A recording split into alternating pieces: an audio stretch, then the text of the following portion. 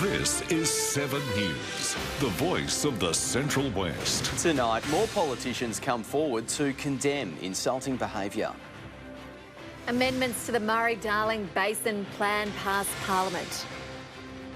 I'm Daniel Gibson. Later on this news hour, a rescue mission's underway after at least one person is killed in a helicopter crash off Japan, and an early Christmas present for mortgage holders. The details soon.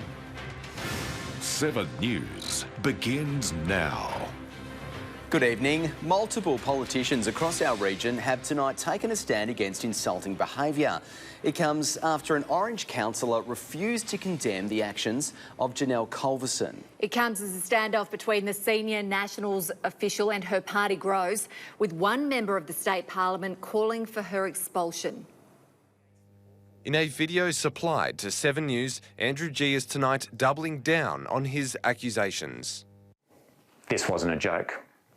The sending of that package and the steps taken to conceal her identity with the fake signature, fake name, fake address created fear, anxiety and stress for our whole family. This message in response to comments from Orange councillor Kevin Duffy. He described allegations of an insulting message addressed to Mr G's home sent by the chair of the Clare Federal Electorate Council as a puff of wind. 7 News understands the package contained empty bottles of Philip Shaw's Shiraz, the Idiot. I think it's totally inappropriate and totally improper, probably bordering on potentially criminal conduct, and it can't be tolerated. Using a postal service to menace or harass is an offence, carrying a 2-year sentence. Mr G has referred the incident to the Australian Federal Police, but we're told it's a matter for New South Wales authorities. They say no offence has been committed. We should not over-exaggerate this situation. It is important, however, that all politicians are treated with respect. Mr Toole is the first Nationals member in the region to speak out about the alleged behaviour. We contacted the state leader, Dougald Saunders, for comment, but he declined. We've had a somewhat checkered history in our region on this kind of stuff. So nobody in their professional career, whether you're an elected official or not, should feel in any way threatened. The National State Director has requested Janelle Culverson resign from her position.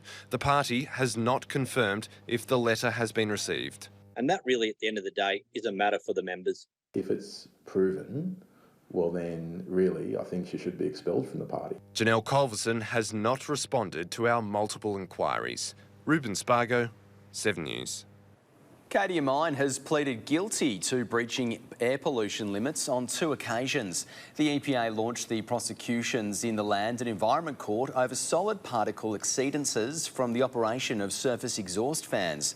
Cadia says these breaches occurred more than 6 months ago, and measures have since been implemented to ensure the operation is compliant. 2 additional charges concerning alleged air pollution from the tailings dam remain before the court. Water buybacks are set to be looked at as soon as next year after amendments to the Murray-Darling Basin Plan today passed Parliament. While some have labelled it a win for the environment, the member for Parkes says it's a dark day for the country. Stretching from the Macquarie River through the Murray-Darling system to South Australia, the controversial water bill reached the floors of Parliament House in Canberra. The Senate, with the help of the Greens and Crossbench today, passed amendments to the Restoring Our Rivers Bill, a plan to deliver water to the environment. This is a big win for the environment today.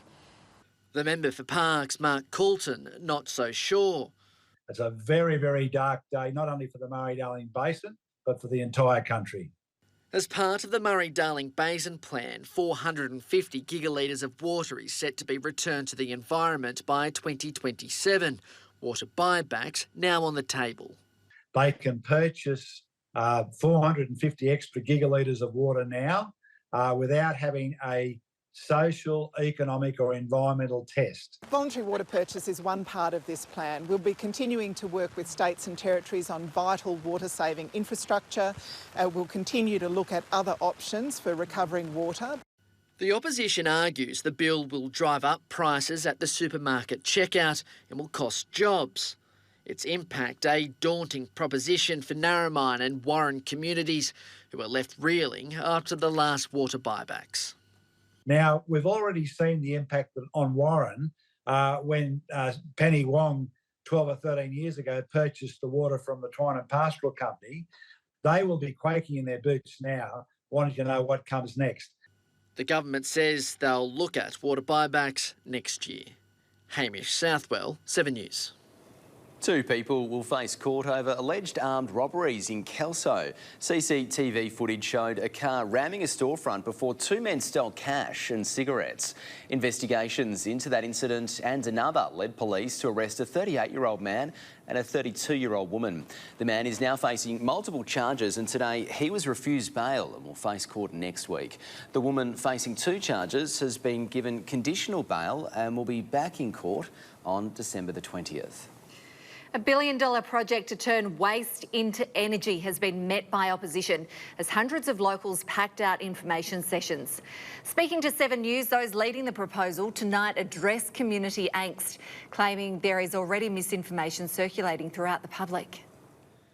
A first step to consulting the community, met by a room full of residents in Narromine. The potential $1.8 billion project in focus is a waste to renewable energy and circular chemicals facility. I think a lot of sincere interest in the project and some concerns that I think obviously need to be addressed. Planned along the inland rail corridor, the project is designed to receive sealed containers filled with the likes of organic or plastic waste before it's processed into a gas, creating both power or chemicals. 7 News put some of the project's concerns to those leading the proposal. There was a perception that we were putting in an incinerator. That is not the case. There will be no incineration. It is not an incineration process.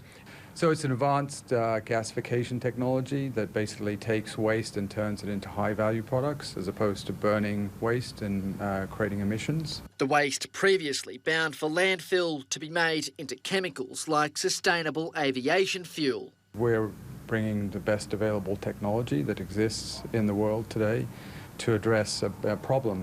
There's always some kind of emission. I can't say there's zero, but my impressions are that there's probably more emissions coming out of vehicle movements, truck movements through the Shire than what we will emit. A process to be analysed by the EPA, with a DA application to Council yet to be submitted.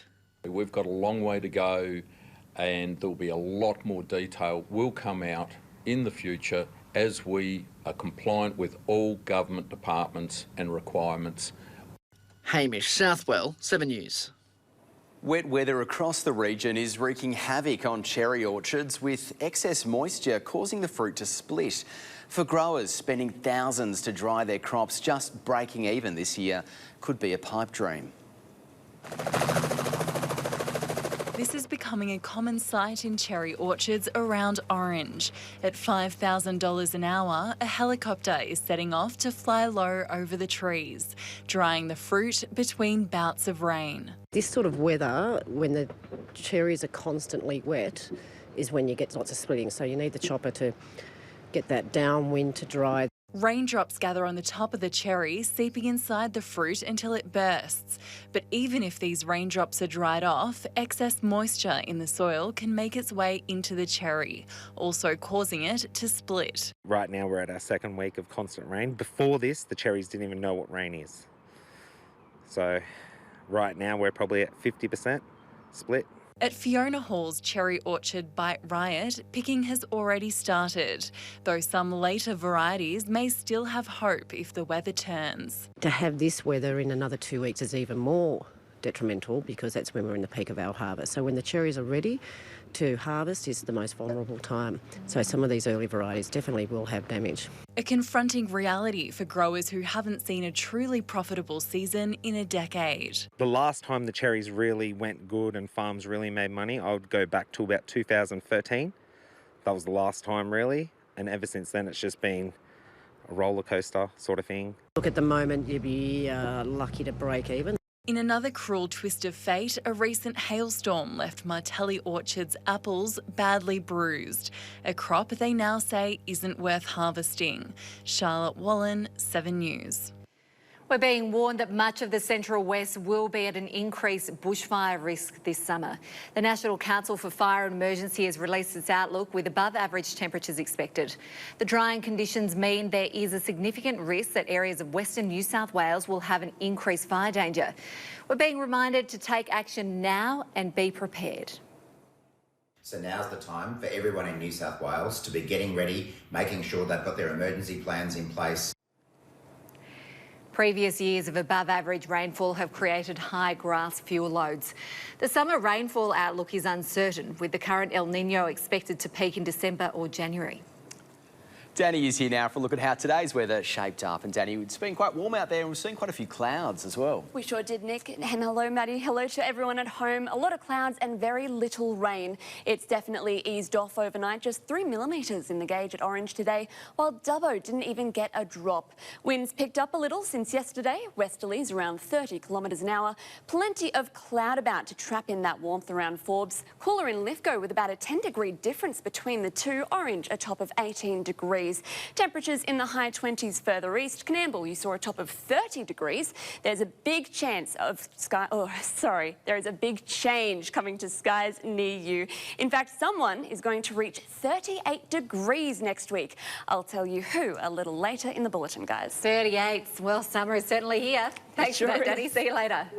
Up next in 7 News, noise complaints result in the sound of silence after a music festival is canned. And get ready to see some of the cutest vet checks at Dubbo's Western Plains Zoo. And a little later on this news hour, at least one airman killed as a US military helicopter crashes off the coast of Japan. The cleanup begins as floodwaters recede on the south coast. And another sign, there'll be no more interest rate rises. Experts cast promising predictions for the new year.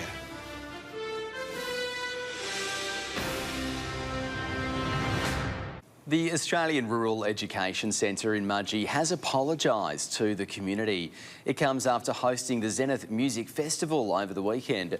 The event was initially marketed to bring festival goers to the bush, featuring acts including fire aerobics.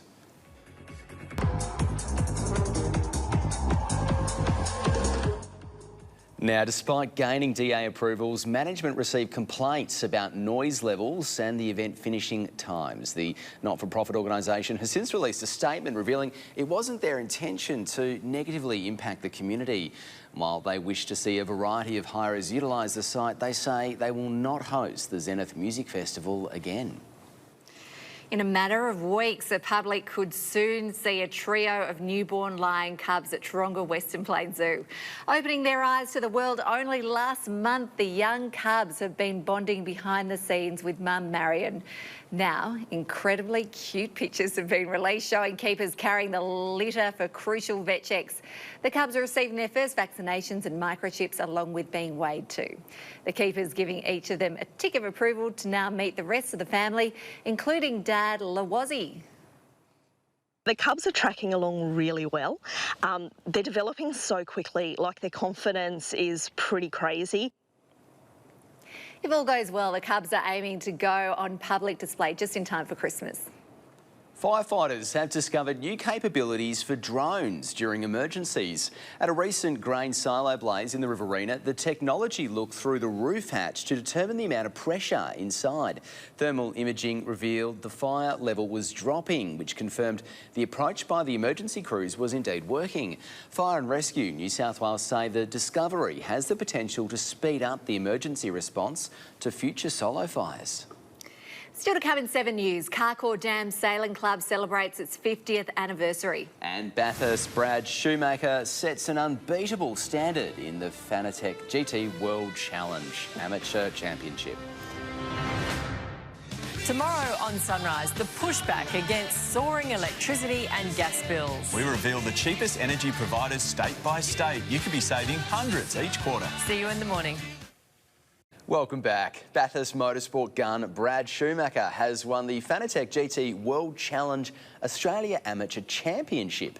Shoemaker lifted the trophy after another successful weekend at the Adelaide 500. But racing now on the streets of Adelaide for the final time. Already some movers. We're 4 wide in the mid-pack. Someone had to give. Brad Shoemaker was so lucky not to be turned around. A bit of fortune for the Bathurst boy heading into the chicane saw Schumacher set up the dream finish. Brad Schumacher, who I think you mentioned, Nolts, has already wrapped up the AM title. He's got plenty of speed in the foot. Out of 12 races this year, Schumacher tallied an incredible 8 race wins, only missing the podium once. It's awesome to go down the record books as a national champion. It's awesome to have the trophy up in our in the pool room. It's awesome to reward the boys for all of their hard work at Schumacher Motorsport, and we just couldn't be any happier with our performance this year. Schumacher's not only dominating the AM class, but is also giving the pros a run for their money. I've matured well into GT3 cars and certainly racing now just as fast as all of the pros, and so I have been put on notice. My licence may not stay as an amateur-rated licence for much longer. While going pro is enticing, it's something Schumacher would prefer not to do. It also opens up a lot more avenues for me, continuing as an amateur driver, of course, not only in Australia, but internationally as well. Right now, though, Schumacher is celebrating his national championship. I always wanted to make it, in some type of sport, I guess, and so motorsport is what's got me there in the end, and with a name like Schumacher and living off the side of Mount Panorama, I guess it's a pretty fitting way to do it. Brad will now enjoy some downtime with his family over the festive season before making some big announcements in the new year. Mac Reith-Snare, 7 News. And in more racing action, former Orange local Ben Eggleston's motorsport team has taken out an award at the Supercars Gala Awards. Eggleston Motorsport claimed the Dunlop Series Super 2 Series Teams Championship for 2023.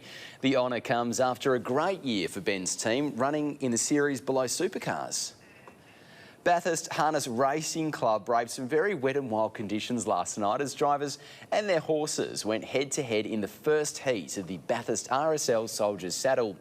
Flying Colours had a hefty lead as they swung, but was swallowed up in the race to the line. They flatten. Leah Shattered presents the outside. It's Flying Colours and Leah Shattered drawing up towards level now. 100 metres left to go. Leah Shattered and Flying Colours. Leah Shattered doing the better late though, and Leah Shattered beats Flying Colours. Leah Shannon took out the Heat 1 win, claiming a prize worth just over $5,000. Carcoar Dam Sailing Club has hit the water for a very special event. The club celebrating its 50th anniversary with past, present and future members.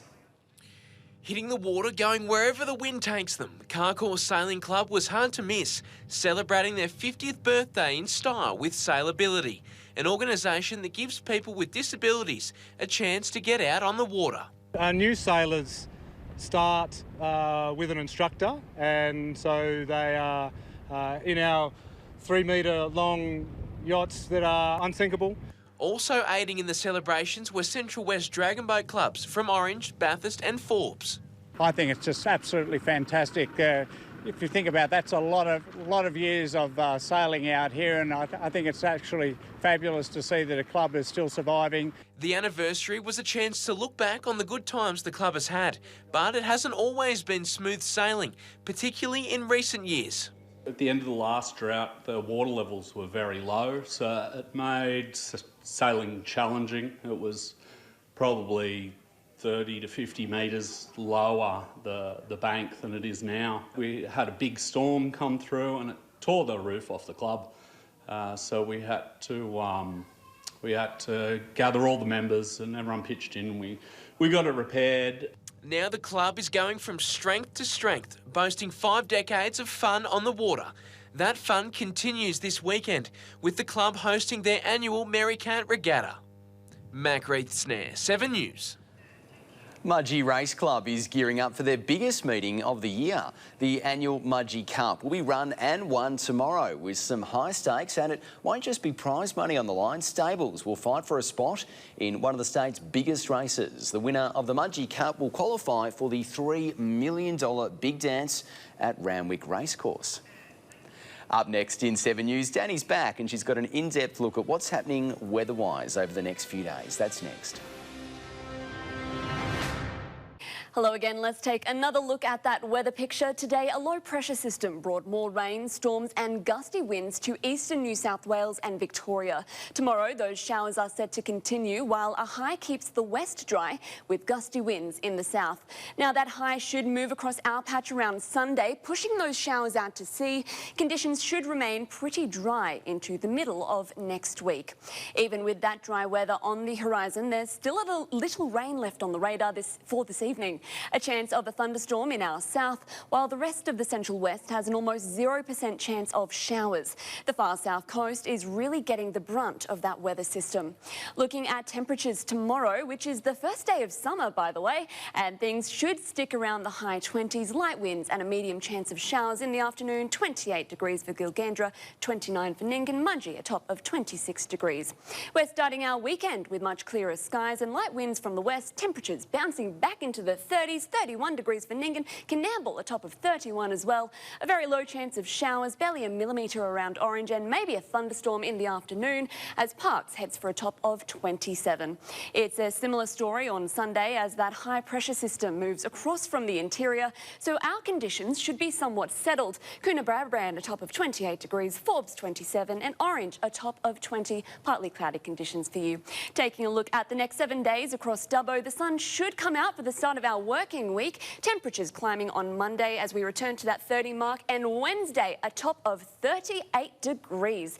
Similar conditions, just a little less intense over in Orange, not reaching the 30 mark until around Wednesday for that little rush of heat.